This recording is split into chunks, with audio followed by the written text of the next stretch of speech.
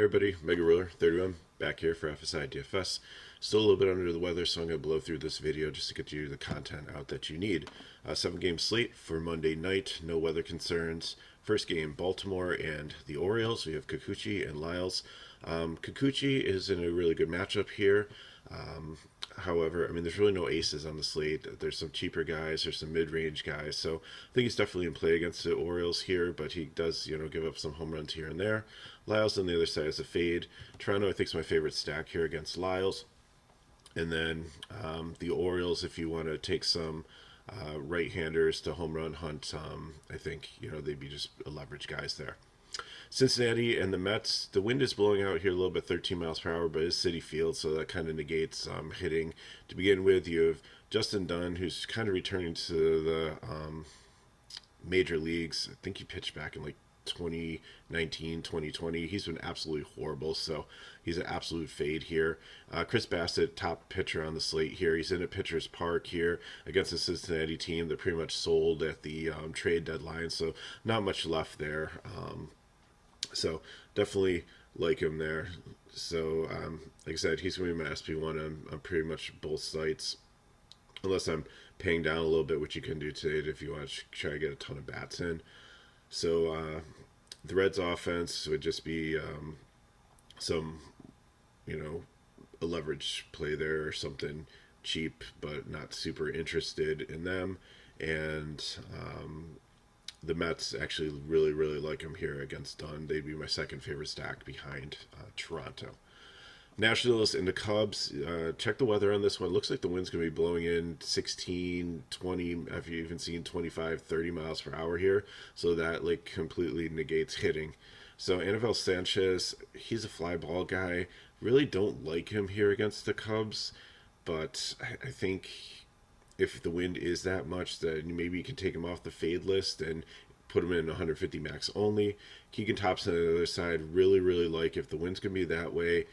I know he's had a stretch of pretty bad games, but he's had pretty bad matchups. But this guy is very talented, and the Washington team, again, just like Cincinnati, is watered down after the whole trade deadline. So really, really good matchup here, and he's my favorite cheap pitcher and probably might be an SP2 candidate for cash, but definitely in GPPs. San Francisco and San Diego, you got a pretty good pitching matchup here with Alex Wood and Blake Snell. For the previous game, I'm not touching bats in Chicago and Washington with the win that way if it is that way. So if you are playing 150 max, just remember Thompson's reverse split, so you want the righties on Washington. Okay, so back to San Francisco and San Diego. Alex Wood and Blake Snell. Wood, he's a good pitcher, but this is a very, very tough matchup for him, so he'd be GPP only. Blake Snell on the other side, I think, has the highest K upside on the slate. He'll be platooned really hard with like a ton of righties from San Francisco, but he's really good against lefties. So we'll just have to see what comes there. I think he's probably like the second best pitcher in the higher if you're paying up there. So and I think he's definitely in play here. Bats wise, San Francisco, they just be a leverage stack, but just remember you're only going to probably half a game out of the righties, and then when the San Diego bullpen comes in, which is decent, you're going to get lefties against them. So then they're going to just like switch and probably play lefty bats against the right-handers in there. So, but San Diego bats, like I said, I like it. You've got a lot of good guys against Profile, Machado, Bell's a switch hitter, Drury crushes left-handed pitching, so lots of great right-handers to play against Wood. Next game, Los Angeles and Oakland Athletics. Very low scoring total here.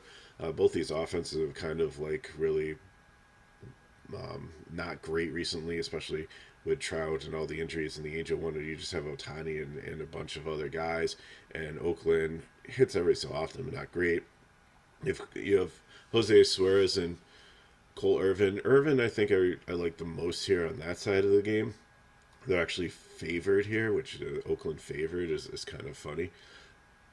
But on the other side of the game here, Suarez, I think he does give up some power. Oakland doesn't have a ton of power, so we'll have to see how that plays out there. But I think he's definitely in play as a cheap pitcher at the 7K range, and then Irving at 8.2 is not bad either. I don't think you really need either one of them today with the other options out there, but they're in play if you're playing them multi-entry, like I said.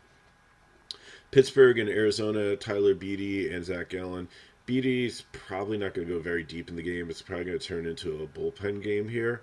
And Beaty's terrible. The Pittsburgh bullpen's terrible, so I love Arizona as a very affordable stack here. Probably put them up there with Toronto and the Mets today. Stack-wise, Gallen I really like against Pittsburgh here, too, at 7-9. I think if you're going to pay up in cash, like take Bassett, Gallen, I think he's going to be the default SP2 if people don't pay down for like Thompson, or maybe they go Snell for the K upside. But I really like Gallen as an SP2 candidate here. Pittsburgh not interested at all. Only a leverage play because Gallen should have a lot of ownership. And like I said, I really like these Arizona bats, especially the lefties here. Finally, we have the Yankees and Seattle. Yankees have been ice cold recently. Really struggled in St. Louis. Really struggled. Now they go on the road to Seattle. Tyon just had a horrible game. I think we just had this pitching matchup, and Gilbert got roughed up in Yankee Stadium, but this is a completely different ballpark now, and they're just not hitting, and we'll have to see if like the full lineup's there too, because you got a couple guys that are banged up, but you'll have to.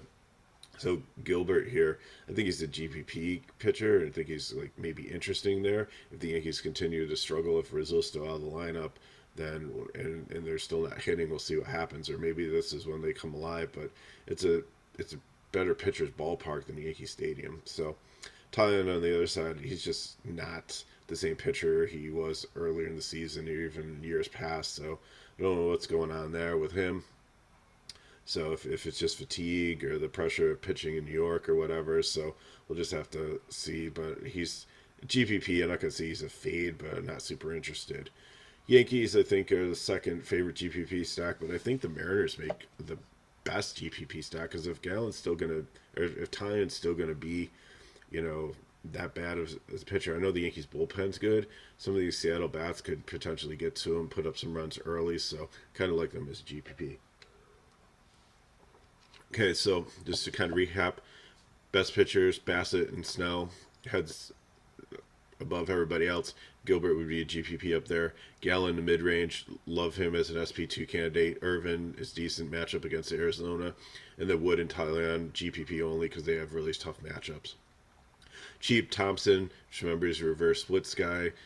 So if you see a right-handed Washington lineup come out and you're like, oh, wow, that's great, then that's not as great, but the win should really help him there. Kikuchi is good matchup against the Orioles, just a little home run prone, and then Suarez against same thing as like Kikuchi, gives up some power here, but got a good matchup against the A's.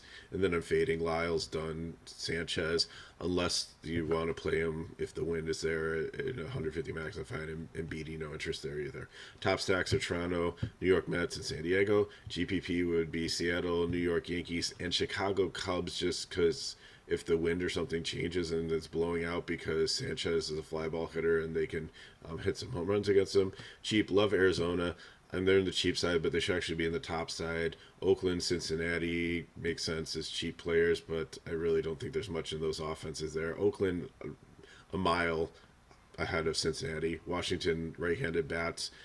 Again, if the wind changes, and then leverage plays against good pitching would just be San Francisco.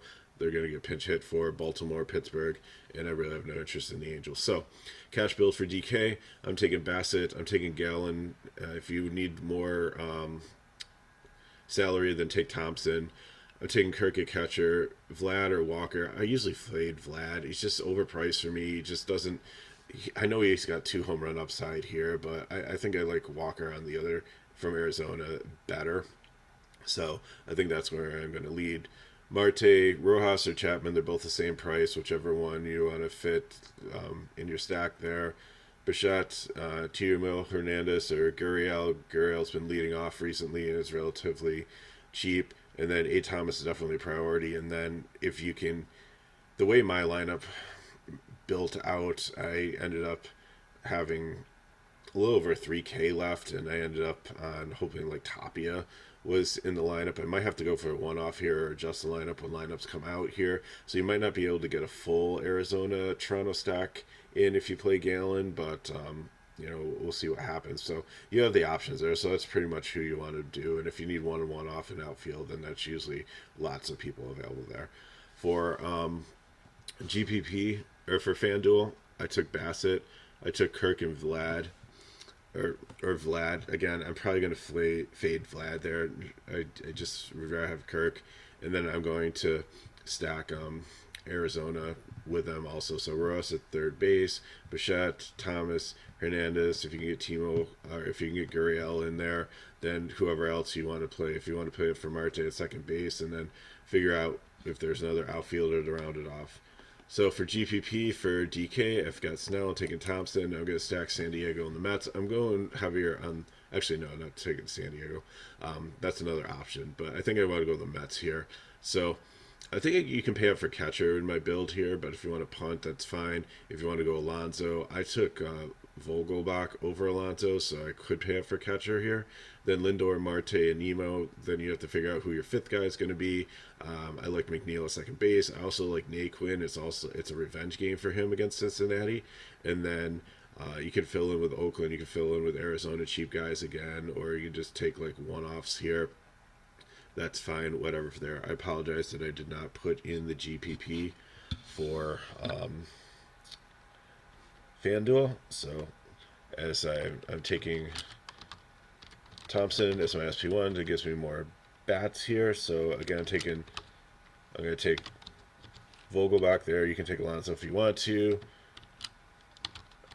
You have Drury from San Diego, Lindor, Nemo. If you want to pay up for Machado there at third base, or you can. I think Drury's third base eligible potentially there too, so you could play McNeil there. And then in the outfield, again, I'll let you pick who your fourth med is. I'm going to put Profar here. So there's your core. It's going to be primarily get 4 Mets in there, then see how many Padres you can get in there, and then you might have to take one off in utility. You just have to see how builds go. So I'm MegaRuler31. If you have questions, put them in the comments below. Hit me up at Twitter at MegaRuler31. If you want more information on FSI DFS, check out the description of our video. All the information is there. So please like the video, subscribe to our channel, share with your friends. It just helps it go farther and help more people out. So appreciate you all watching. Good luck on your slates on Monday. Looks like a really fun one here. It's nice that there's no weather or any concerns. Check back at 6:30 if there's any major updates with like if weather changes or there's a COVID outbreak or pitchers get scratched or something. I mean, Bassett got COVID once on me when I did a video and he was like on the cover, so you know we had to give an update for that. So just always check back around 6:30, see if there's any updates in the video. And appreciate you all watching. We'll see you next time.